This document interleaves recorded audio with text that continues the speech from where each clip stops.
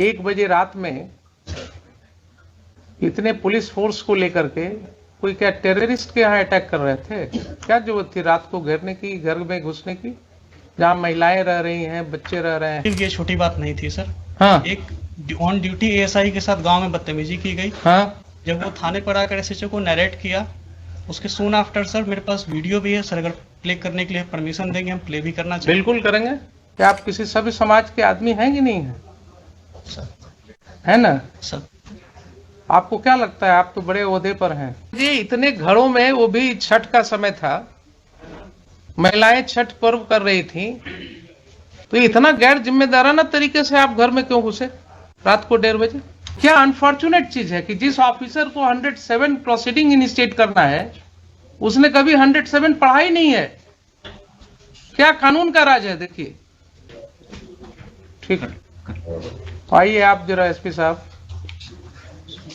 ये बताइए कि एक जो बात आई है रिकॉर्ड पर सर कि ये सम्मन या वारंट सर्व करने के क्रम में जो भी घटना घटी सर सुबह में, सर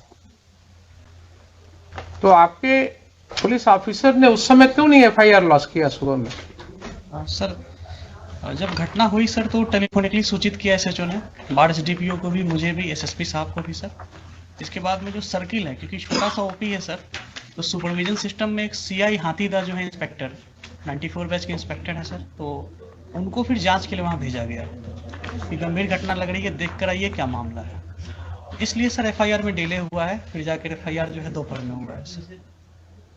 तो उन्होंने टेलीफोनिकली फिर बताया कि हाँ सर मैंने देखा है और ये घटना जो है सही है। तो आपके ऑफिसर ने कहा कि हमने दिन से पुलिस फोर्स को जमा किया, रात में घुसने की तैयारी की और 1 बजे रात में धावा बोला उसने, इतने पुलिस ऑफिसर्स के साथ घर के अंदर घुस के क्या जरूरत थी इसको? रात को सर 1 बजे रात में इतने पुलिस फोर्स को लेकर के कोई क्या टेररिस्ट के यहाँ अटैक कर रहे थे? क्या जरूरत थी रात को घेरने की, घर में घुसने की, जहाँ महिलाएं रह रही हैं, बच्चे रह रहे हैं? सर वो आप क्या दहशत फैलाने के लिए हैं? Not at all sir.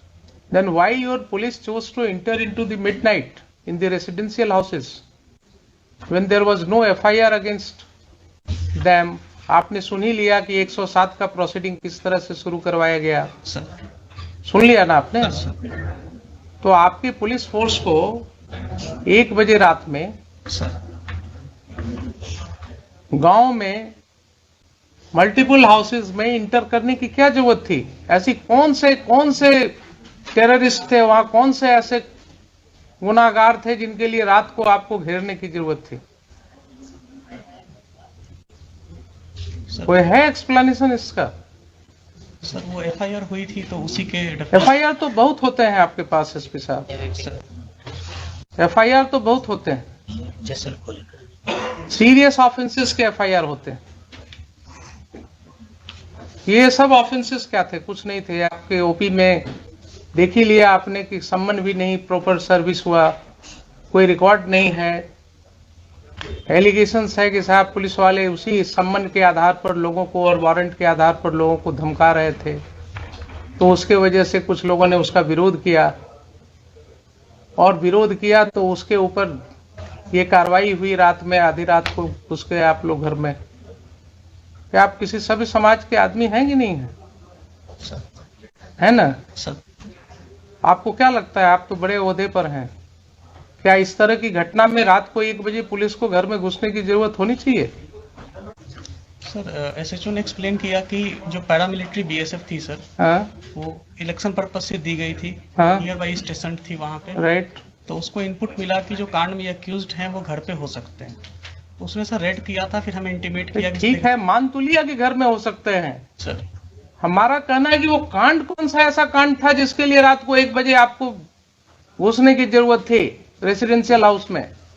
कोई ऐसा कांड होता, कोई ऐसी बात होती कि जिसके लिए बिल्कुल नैब करना है, कोई किसी के घर से ना आपको कोई आर्म मिला,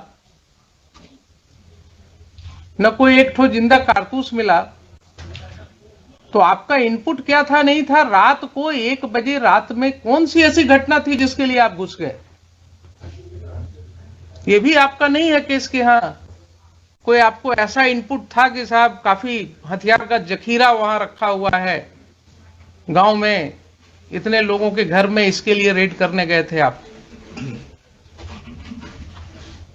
और कोई कांड तो ऐसी थी नहीं। इस तरह का तो रोज आप लोग देखते हैं गांव में, छोटी छोटी सी बातें होती रहती हैं। ये तो बहुत छोटी सी बात मेरे ख्याल से थी। अगर आप रूरल के एसपी हैं तो आपको गांव की समाज की हालत पता होनी चाहिए। Sir, in my humble perspective ये छोटी बात नहीं थी सर। हाँ। एक ऑन ड्यूटी एएसआई के साथ गांव में बदतमीजी की गई। हाँ। जब वो थाने पर आकर एसएचओ को नरेट किया, उसके सून आफ्टर सर मेरे पास वीडियो भी है सर, अगर प्ले करने के लिए परमिशन देंगे हम प्ले भी करना चाहिए। बिल्कुल करेंगे। तो उसके बाद में सर वहाँ पे ओपी पे लोग आए, वहाँ पे मैन हैंडलिंग वगैरह की गई थी सर। फिर एक सीआई साहब को जब हम लोगों ने भेजा सर, तो उन्होंने भी बताया कि हाँ सर यहाँ पे ऐसी स्थिति है। तो इसमें सर मुझे लगता है सर कि इलेक्शन 3-4 तो दिन आप सीनियर पुलिस ऑफिसर थे जनाब, आप सीनियर पुलिस ऑफिसर थे।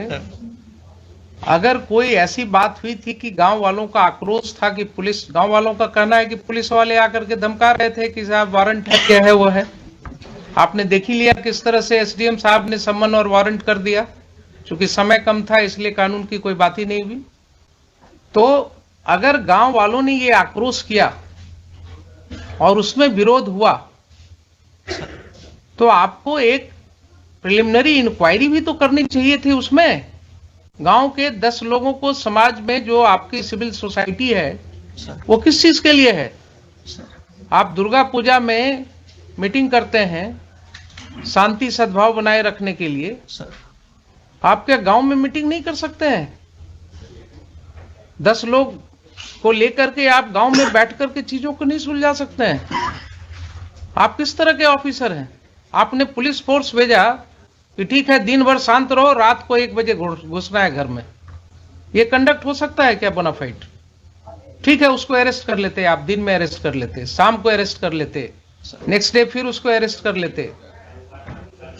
लेकिन रात को 1 बजे इतने घरों में, वो भी छठ का समय था, महिलाएं छठ पर्व कर रही थी, तो इतना गैर जिम्मेदाराना तरीके से आप घर में क्यों घुसे रात को 1:30 बजे? एडमिटेड पोजीशन है कि आप रात को 1:30 बजे घुसे हैं।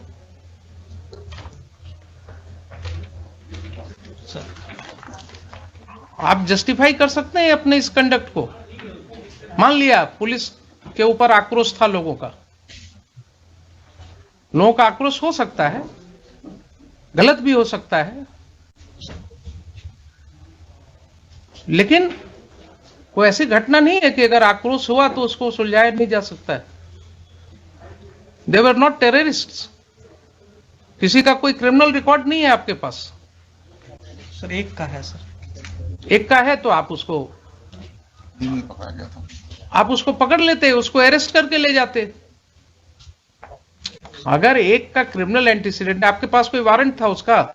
नहीं, वारंट नहीं है सर। तब फिर आप क्या करते? थाने पर जो अटैक है सर, उसमें जो व्यक्ति, भाई एक का हमने देखा है, एक का किसी का वो चोरी वाला केस है सर, एक जो चोरी वाला केस है दूसरे पुलिस स्टेशन का। सर बरौनी का है सर। बरौनी का है।